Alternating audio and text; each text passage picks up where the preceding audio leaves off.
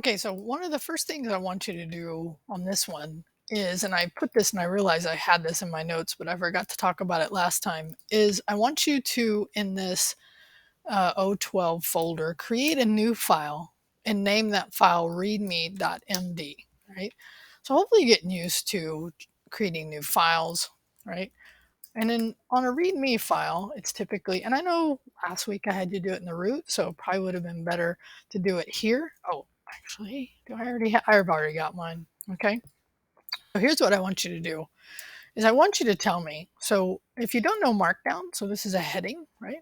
And so if I want to do a heading too, I can do this. But right now I want you to tell me in your notes, I want you to write the answer to this question is, are you using DevTools? And if are you using DevTools? Okay, so here's a question that I have for you, right? If not, right, why not?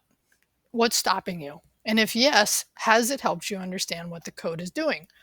Okay, so tell me in your tell me in your README file.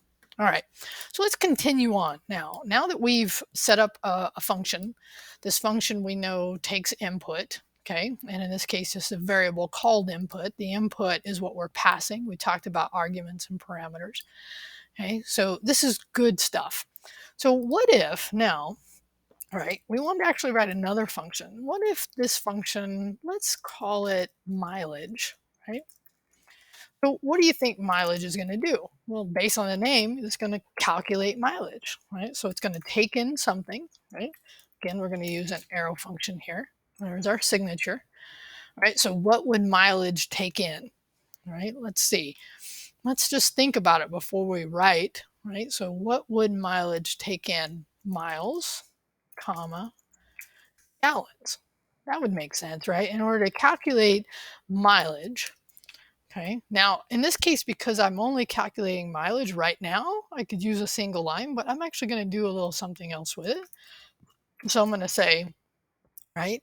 So what MPG? So in this case, we could miles per gallon, right, would be calculated. That we call it mileage, right? So MPG, would we do it that way? Yeah, we could do it either way, right? So because each of them represents a word, I mean, this wouldn't. This looks funky. Now, what I'm talking about here is naming standards, right? Okay, so I'm going to call it miles per gallon. Okay, is equal to miles divided by gallons. Cool. And then what I'm going to do is I'm going to return. Now, again, we know we could do this differently, but for now, I'm going to leave it like this. Okay. So what could I do here? I'm going to call this function. I'm going to call it mileage. Right? I'm going to pass it. Let's say I drove 300 miles and I only used. I have good mileage. I have good gas mileage. 10 gallons. Right. So arguments, parameters passed in. Cool. Right. So now, because I'm returning, what else would I need here? Okay. What else would I need in order for this miles per gallon to be used outside of this function? In your mind, I'm curious. Just take a moment. What else would be needed here? Depends on what we want to do with it. Okay. So as an example, let's say I wanted to say, right, my MPG equal. So in this case, I'm running the function, right? I'm returning the variable. So let's actually just see this in action before we do anything else to it. Let it refresh. And sometimes because you're running live server, that thing needs to refresh a couple of times, right? Now, because I'm not outputting anything either to the console or here, this is where DevTools can also help because it can show you by refreshing, right? Hit step. Good, I'm passing 300 miles, 10 gallons. I'm taking miles divided by gallons, and I can roll my mouse over to see it, and then I'm just returning it. Okay. When I return it now, I have this locally or this global scope, right? So remember, local scope, global scope. And now I have that here. Well, check this out. I'm just going to let this run so I know it did what I wanted it to do.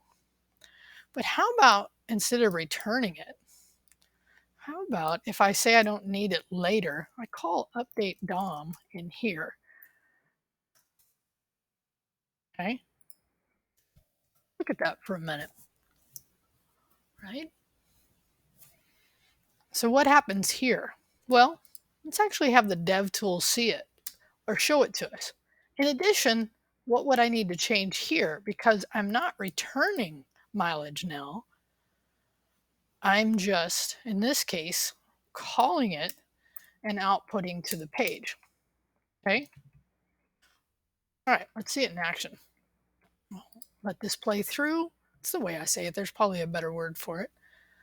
Okay, so now we're going to hit step, right? Step into it. Okay, so we're calling this function. And now, check this out. So now we have one function, okay, that we were calling and we're in the middle of, and now we're calling another function. So now what we've done is we've passed that miles per gallon into the output on page. Cool, right? And now we're going to actually output that on page. Now notice the sequence of what happens here. And one of the things I want to show you, right, is this down here. This is called the call stack. And I'm actually going to go through this in a minute because understanding the call stack, because in any kind of JavaScript or any kind of programming language, there's a lot that's going on. You have function calling other functions nested in other functions. Like I could have another function written inside of this function. Okay, so let me let this play out. There we go. We know 30 then in this case got updated. So we updated the DOM with that number. So let's run this again, but this time let's take a little closer look at the call stack. Call stack is basically just that. So let's watch it now and make sure you have it on your side. Refresh the page. We're going to run mileage. We've passed in the variables, declared a variable here. Okay. By the way, I could show you another way to do this, but I'm going to try to keep this simple. So check this out over here. It's actually, and we could look at the variables that are where they're scoped, but what I want you to look at is the call stack. Okay. So when online, and they call this anonymous, right? We're basically just making a function call here on line 15, and we see this in DevTools. We've invoked, we've called in line 12 mileage, the function, and function mileage called another function. So now we have three things setting on the call stack. So what happens here is we step through the code.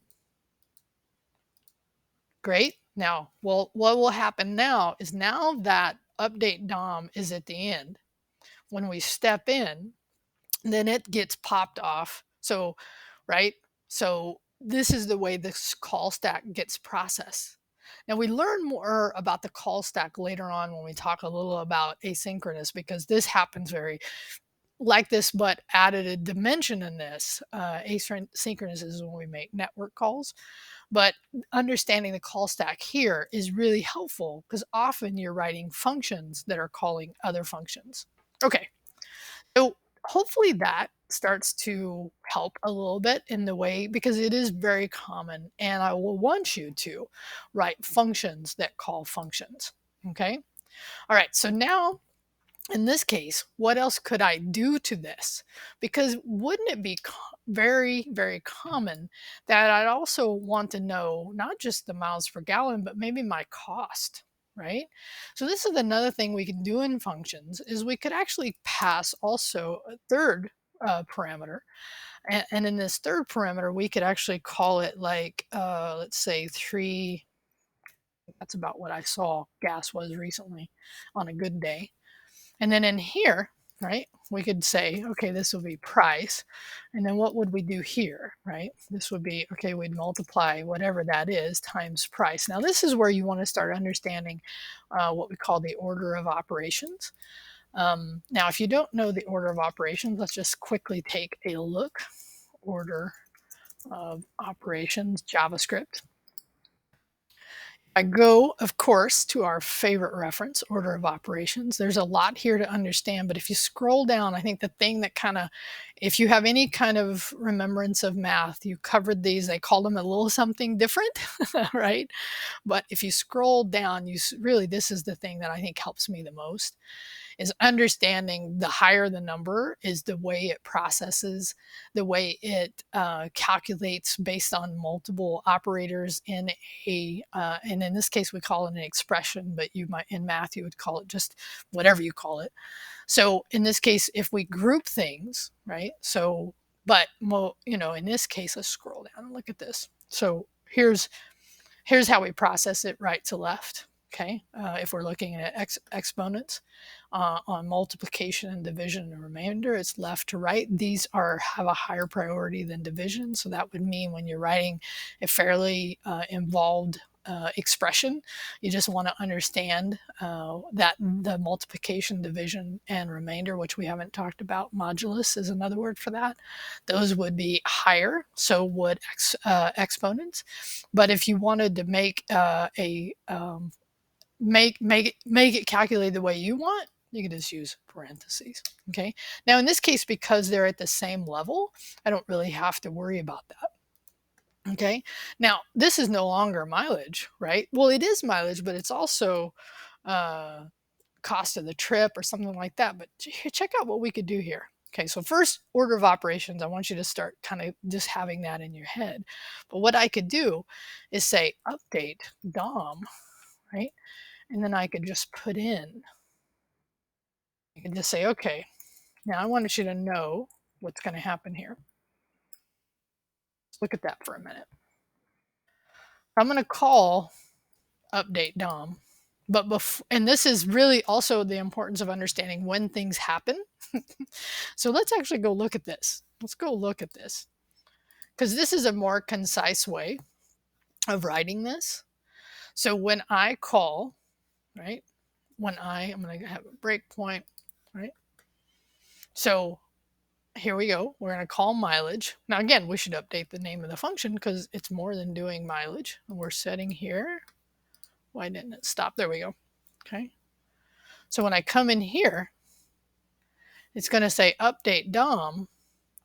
But in order for it to update DOM, right, you didn't, and this is one of the things about DevTools I don't necessarily like, but it's okay because there's other ways to see this. But look what got passed in. It actually calculated the expression here, right? And then it passed that expression, the result of it calculating that value into the input here. So this happened first, and once that happened, it was 113, and 113 is what became the input. Okay. Now that's not order of operations. What that is, well, I mean, it's not order of operations, but it kind of looks like it. But it's more than anything is understanding when you write code like this, okay, what's really happening. Because the other way we could write this, to be quite honest, here, is we could just say, we could make this matter of fact, let's do that. We're going to show you another way to write this. So let's say instead of calling this, we just know that if we're just returning an expression, right here, and down here, we're going to say update DOM. And what we could do here is we could call mileage with, what did I have, 300? Well, that'd be a good trip, right? What did I say, 10? Let's say 350, okay? Now, will that do the same thing? And the answer is yeah, it will do the same thing. It's just a matter of understanding the differences between the way we're actually having it. First, the update the DOM is always happening the same way, but the way we're calculating, in this case, we could call it something besides mileage, like I showed you before, right?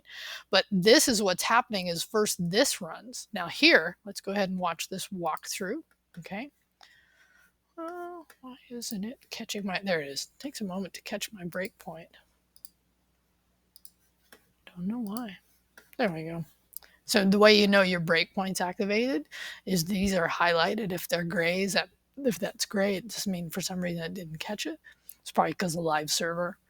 So now watch what happens, right? So first we're going to call mileage. Cool. And you can even, now I think this is a better example because you can actually see what's happening here versus the other way I wrote it, right? So we can just say, yep, calculate it, and it's returned mileage, right? Mileage is, oh, it didn't return mileage. It called mileage and it returned the calculation. And in this case, it doesn't show you, but check it out. When you hit step here, now it does show you the input because the result of running this was 105. And now we're going to update DOM that way. Okay, last thing before we end this one. One of the things about function calls that we can make them a little more resilient is because, and you're going to see this once we get user input, because that'll be one of the next things. Well, not next, because we have a couple other things like arrays we need to talk about. But let's say what would happen here if the person did not pass. What would happen? What's your guess? What would happen if you did not pass price? Okay. What do we think is going to happen? Okay. Right? So let's just see that in action. Actually, we should see that in action, not here. Why would that be? Let's actually watch this again. Okay. Get rid of that. Watch this one more time. Okay. So we're passing in 30, yeah, undefined, because we didn't define it. So this is where if you don't write the functions correctly, or if you don't send it the right information, it breaks. Now, in this case, breaking is because, look, not a number. It's like, because it's undefined. So there's a couple things we could do here. We could set a default price. And this is nice because this makes sure, right, when you call the function, if somebody doesn't pass it, check out what that does. Then it sets the price at $3.79, right? If it says, oh, there's nothing there. But if there is something there, right? If we do pass something into it, let's say God, that's a lot. Although it may feel like gas is like that. Let's say it's $5.40, still a lot. Okay. So let's run here. Cool. Refresh. And now, because I've passed it look, price actually now is 5.4 because it only sets this default price if I don't pass something into it. So a couple things here. Make sure you understand these are positional. So whatever the first value is, whatever this value will be, right? And generally, style-wise, you put your default values towards the end. It just makes it a little easier sometimes to read these things. Okay, so what I want you to do here is I want you to, right? What else could we do? What else could you do? It's kind of like what I asked when we did the DOM too. What else, what could you change about this code and still have working code?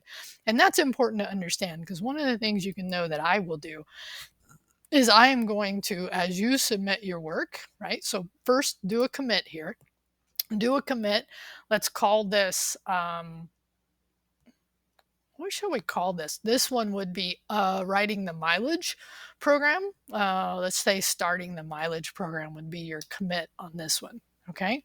And then what I want you to do is just, what could you play around with in here to still have working code? Now, this would be, I've shown you different ways to write and call and return, right? Things in here. What could you change about this? Okay, play around with that, commit your code, and we'll continue with the next one.